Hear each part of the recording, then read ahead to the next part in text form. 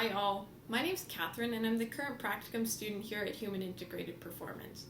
In today's video, we're going to start a discussion on arousal and anxiety and figure out what works best for you as an athlete. So what are arousal and anxiety? Well, arousal refers to the level of both physical and mental activation in your body.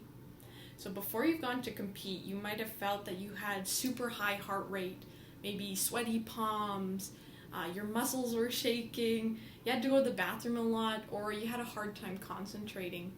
So these are all things that individuals with high arousal might report having. Anxiety has a couple different components, cognitive and somatic. Cognitive anxiety refers to more of the mental component. So that worry you feel about your upcoming performance, or you're worried about how your performance is going to be evaluated by your coach, teammates, parents, whoever.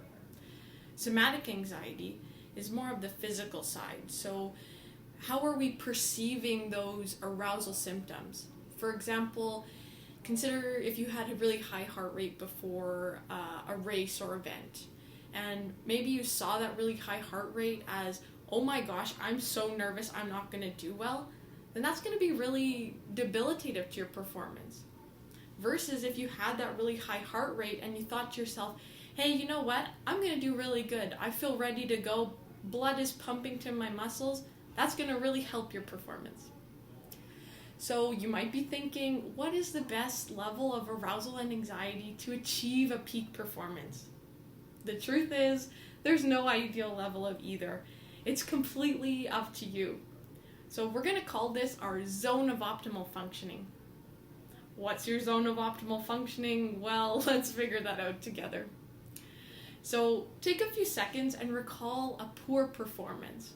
So how did you feel? What level of anxiety or arousal symptoms did you have? Was your anxiety really, really high? Was it low? Did you feel your heart beating fast? What was it? So, for example, I was a swimmer, and before a poor performance, I usually felt extremely worried about the outcome. So I would constantly think about, oh my gosh, what time am I going to get? What place am I going to get? And I would worry about what my parents and my coach would think if I did really bad. I would also go behind the blocks really early, and I would just sit there and bite my nails, and I would feel my heart rate beating super fast. And I saw this as a sign as I'm really, really nervous. I'm not going to do good. So pause the video here, maybe jot down what you felt before a poor performance. So now take a few seconds and think about your best ever performance. How did you feel there? So compare that to how you felt before.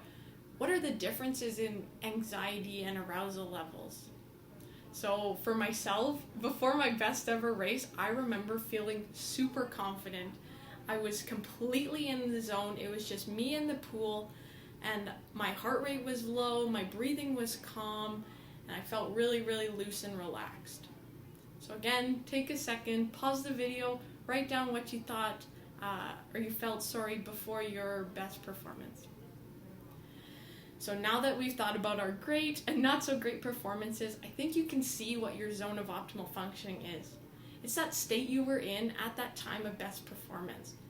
So as athletes, we're always trying to get back there, and we're always going to have off days and great days, right?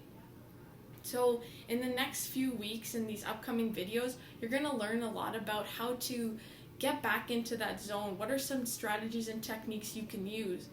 And how can we manage our anxiety, arousal, and even different emotions? So we'll see you then.